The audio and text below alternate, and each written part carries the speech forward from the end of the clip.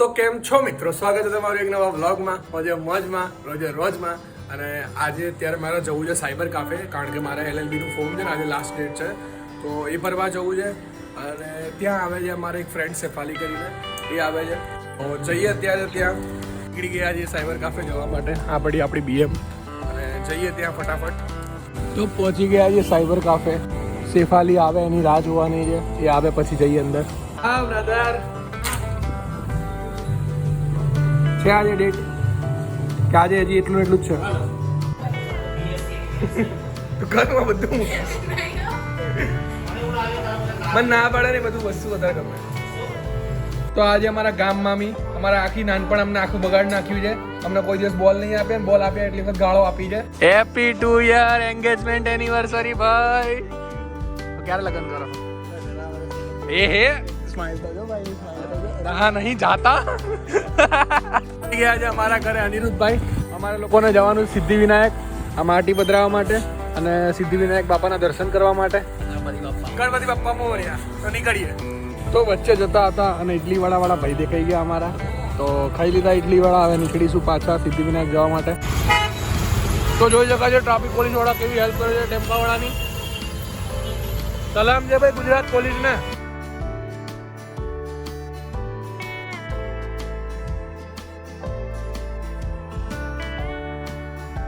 તો પધરાવી રહ્યા છે અમારા અનિરુદ્ધભાઈ.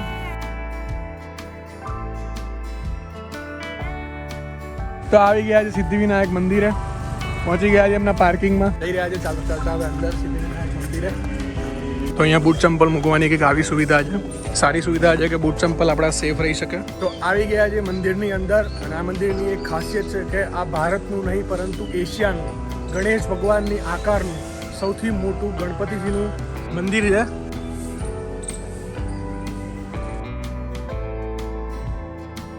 એ અંદર હવે ભગવાનના દર્શન કરવા માટે. તો આવી ગયા છે પગથિયા ઉપર ચડવાના.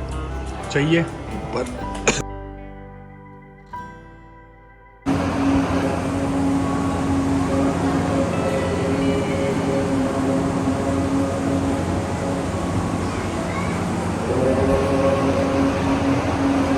આગળ બધા જ દેશોની મૂર્તિઓ અહીંયા રાખેલી છે. ભારતભરમાં વિશ્વભરમાં જેટલા બી ગણપતિની મહાન મૂર્તિઓ છે, કે બધી જગ્યાએ મહાન છે, પણ જેટલી બી મૂર્તિઓ છે બધી અહીંયા જોવા મળે છે. તો આ મૂર્તિ છે ઇન્ડોનેશિયામાં આ મૂર્તિ છે. આ નેપાળમાં છે. આ થાઈલેન્ડની મૂર્તિ છે.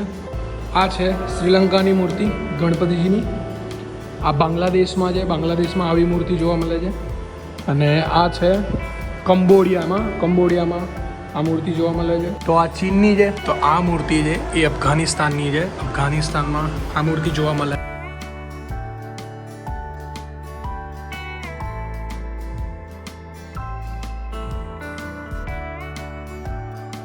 તો થઈ ગયા છે દર્શન. આવી ગયા છીએ બહાર. હવે જઈએ છીએ ભીમાપુરા. ખુલ્લું હોય તો ભીમાપુરા બી જતું જવું છે ને, તો ભીમાપુરા બી જઈએ છીએ અત્યારે. તો અહીંયા જે આ ઝરણું જે જોરદાર લાગે છે, ટુ ગુડ. બહુ મસ્ત ઝરણું છે, જોઈ શકાય છે. એઝ અ નેચરલી બહાર પડતું એ ટાઈપનું ઝરણું છે આ રીતે. અને 5 હાથી છે. હાથીની સૂંઢમાંથી બી પાણી નીકળે છે અને હાથીનો અવાજ બી ગોઠવેલો છે. અને હાથીના નાના મદનિયા. તો આજે અહીંયાનું ફૂડ કોર્ટ.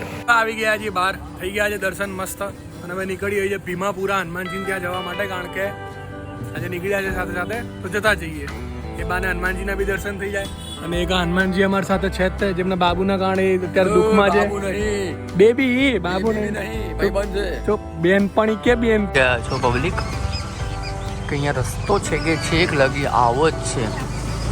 ખાડા ખળબચરાવાળો 1 થી 1.5 કિલોમીટર સમથિંગ રસ્તો આવો છે.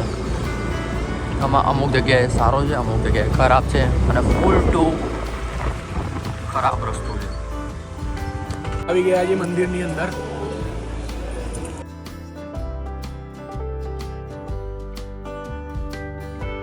કે મમ્મીને ડેન્ગ્યુ થઈ ગયો છે, તો પહેલાં ધુમાડાવાળા ભાઈને બોલાવી દીધા છે મચ્છર કાઢવા માટે. હા, વેલકમ. તો આવી ગયા છે ધુમાડાવાળા ભાઈ. તો કાઢીએ ધુમાડાને બહાર. હવે થઈ રહ્યો છે આખા ઘરમાં છંટકાવ ધુમાડાનો, જેથી મચ્છર ભાગી જાય.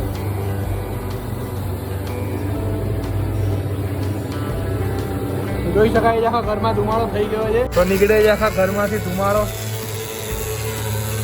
તો આજનો બ્લોગ આટલા સુધી.